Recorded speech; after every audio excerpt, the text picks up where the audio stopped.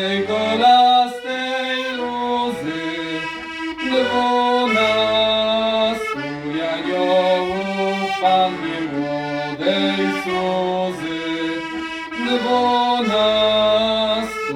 aniołów Pannie młodej Suzy.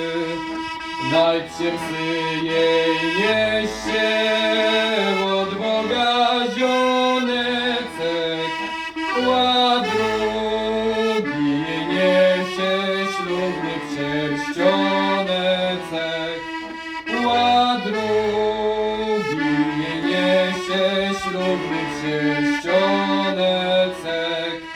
Władcy ci jej niesie linią pachnącą,